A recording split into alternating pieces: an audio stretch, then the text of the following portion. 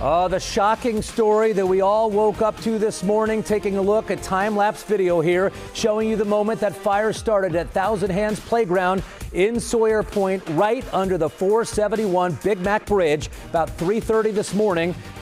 Those flames growing big, thick, black smoke billowing for at least 11 minutes before emergency crews got there to help. All right, so I want to give you a live look now at the bridge. This is from our Sky 5 drone. In the daylight here, you can see the charred parts of the bridge. We know that it took crews about 40 minutes to put out the fire at the playground underneath. And it took, of course, even longer to get other parts of that fire near the bridge under control so that they could put out those hot spots that continued through the morning. As of right now, still, of course, a lot of unanswered questions tonight. And thanks for joining us here at 6 o'clock. I'm Cherie Palello. A busy day. I'm Mike Dardis, and we are leading the way with team coverage for you tonight. Our crews have you covered from the damage on the bridge to the traffic impact and a whole lot more. But first tonight, we want to get an update on that investigation from officials. They are urging people, of course, to stay away from the area, from that park, because it is still considered dangerous. So we still, from time to time, may see some concrete still falling from the bridge, and so it's just the impact from the fire, the structural integrity, and so we don't want pieces of the bridge to fall and strike anyone. So we've set up a lot of barriers, you heard from other people. We're trying to make sure that you know where you can't go, but you've got to do your part and listen to us and make sure that you stay away from those areas. All right, so South took the brunt of the damage. There are whispers that North could open sometime soon. We'll see. Ohio transportation inspectors, though, say it's likely going to be weeks before 471 South can reopen. So construction crews are actually expected to get to work on this thing tonight, figuring out how to start repairing this massive project. WLWT News 5's Brian Hamrick is live under the bridge. He gives us a closer look at the damage and also the new information we learned from investigators just about an hour ago. Hi, Brian. Yeah, Cherie, well, this was a fire that was full of surprises. How could a playground fire crank out enough heat to melt steel beams? Well, they got a lot of other problems they got to solve before they even get to that one. It was a fire so hot. What in the world? That is ridiculous. Even from about a half-mile away, some didn't need to see it. You can feel the heat.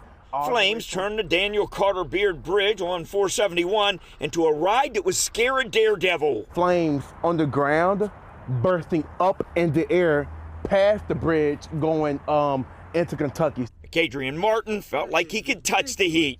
You can feel the heat from far away. You couldn't miss it. You couldn't miss it. In the aftermath, steel beams melted like they were made of candle wax. At least 3 major beams will have to be replaced. Nothing left of the playground except some charred posts and a few swings. Just 24 hours ago, it looked more like this. One architectural feature was a riverboat, not much smaller than a real one. Was that made of, that playground equipment? There was several different materials, synthetic materials primarily, and so a lot of plastics were involved. Some wood was also involved in the structures. Damage will run into the millions. The bridge will be closed for weeks as crews determine exactly what it will take to fix it. To give you a timeline right now, it's just impossible until we get a full inspection. To the Brent Spence Bridge? Probably. That's probably a fair comparison. Takes a fire about 2,600 degrees to melt steel, a temperature that will also raise the temper of drivers. Yeah, now ODOT said it'd be similar maybe to Brent Spence. They didn't give an exact timeline on that, but remember, that one took 41 days to get repaired, and after seeing both of these, this one actually looks worse. Reporting live, Brian Hamrick, WLWT News 5. Brian, I've been watching your live updates all day. At one point, or a couple times anyway, when I was watching, you were right next to the thing looking straight up at the warped beams, but I guess they're kind of moving people back now? Yeah, I don't think they think this is going to collapse or anything, but they did talk about getting some supports under there to shore up under the bridge before they even get their crews in there. So there was that concern. But the other problem was people had come down to look, and then they were going around the tape and getting underneath there, and they said they just had to move everybody back farther. So that's why we're out here now, Mike. All right, Brian Hamrick live for us tonight. Our team coverage continues. We've been talking about the fix. We've been talking about the timeline, all of that. But as crews work to gather all of this information, one of the biggest unanswered questions tonight, What exactly started this fire? And we know it's going to be a very long process to get some of those answers. WLWT News 5's Giacomo Luca joining us live tonight with a look at the extensive investigation that's still ahead. Hi, Giacomo.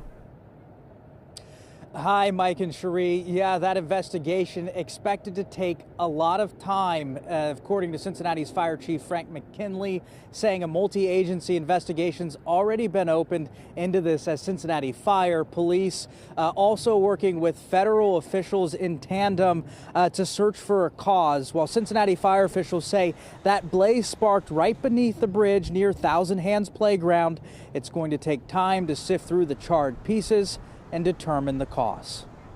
The cause of the fire remains under investigation. There was a lot of damage to the playground structure and to that area, so it takes us a while to go through the fire debris to determine a cause, but our fire investigators are on scene and they're being supported by Cincinnati Police and some of our federal partners as well to make sure that we have a good cause and origin of that fire, but there's no known cause.